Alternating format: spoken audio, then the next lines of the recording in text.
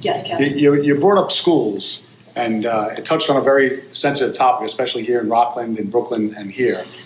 One of the biggest scandals in state history right now, especially educational history, is the undereducation of tens of thousands of private school students.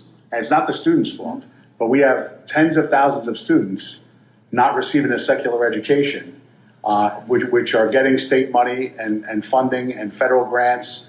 How would you propose, since there's very few politicians that will actually even attempt to even speak out about this because of corruption and the effect of the block voting, how would you address that to make sure that every child, whether it's a parochial school, a yeshiva, or anywhere else, are receiving the tools needed to survive in life?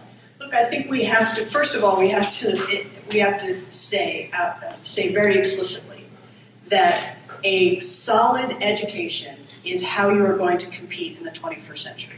And that having an education that is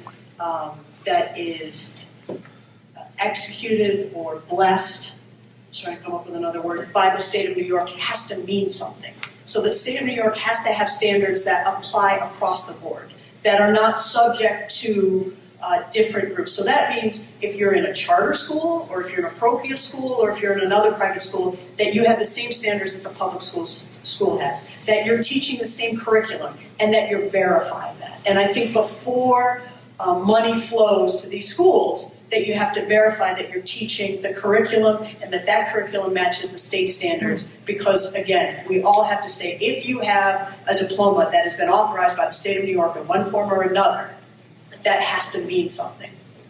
I just wanted to say you're a breath of fresh air. I'm glad I came to hear you tonight. Thank you.